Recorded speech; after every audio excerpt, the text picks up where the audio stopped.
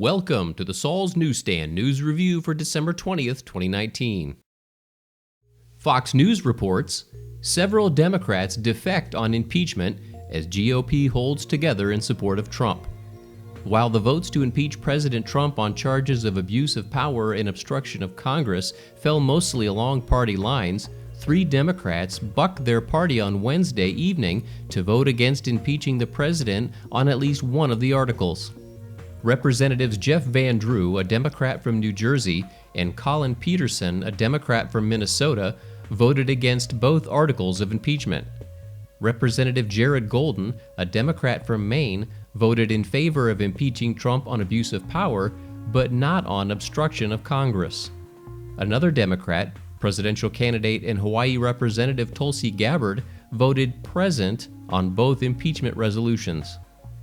The result helped GOP lawmakers make the case that the only bipartisan vote on the floor Wednesday evening was the vote against impeachment, as all Republicans held together in opposition. Despite the defections from the 3 lawmakers, Democrats still had more than enough votes to impeach Trump on both charges, with the House voting 230 to 197 on impeaching him for abuse of power and 229 to 198 on obstruction of Congress. An op-ed from Michael Goodwin states, Nancy Pelosi's stomach-turning impeachment charade damages America. It is said that there are 2 things you should never watch being made: sausage and government budgets. Now we can add impeachment to the list of stomach-turning sights to avoid. The arcane rules, phony cordiality, and debates over the second sentence in paragraph G of point 6 were bad enough, but the nausea meter hit the roof when Nancy Pelosi took the microphone. Wearing a funeral black dress, she stood next to a cardboard American flag and recited the Pledge of Allegiance. Watching the so-called debate Wednesday, I was struck by how the impeachers, desperate to inflate their base partisan passions into something noble, have cheapened our nation's history and language. They resembled grade B actors performing for the cameras, their rehearsed references to oaths, prayers, the Founding Fathers, the rule of law, checks and balances, and the Constitution itself all sound contrived. Rather than reflecting actual gravitas, the words were trotted out to create the appearance of it. That was consistent with Pelosi's latest demand that her members stay solemn in public so as not to give the impression that they were gloating and joyful. In other words, hide how you really feel so we can fool more people into joining us. Only the damage to America is real.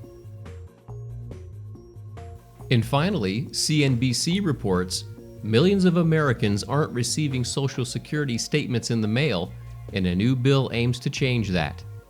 A new proposal in Congress aims to resurrect an old tradition, mailing Social Security statements to your home. Since 2011, the Social Security Administration has cut back on the number of paper statements it puts in the mail in order to save money. A new bill called the Know Your Social Security Act aims to reinstate those statements for all workers ages 25 and up. Currently, workers ages 60 and up who are not receiving benefits and who have not signed up for online accounts still receive those mailings. In past years, the agency has also tried mailing statements to individuals every 5 years, starting from age 25. In addition to reinstating mailed statements, the Know Your Social Security Act also seeks to clarify the procedures the Social Security Administration should follow in the digital age. For example, under the proposal, the agency would not have to send a paper statement to individuals who view that information online and actively decline to receive a mailed document for that year. Mailed statements would be provided if a worker requests it. The legislation's future is uncertain, as it has yet to be considered by the House Ways and Means and Senate Finance Committees. That concludes your Saul's Newsstand News Review for December 20th, 2019.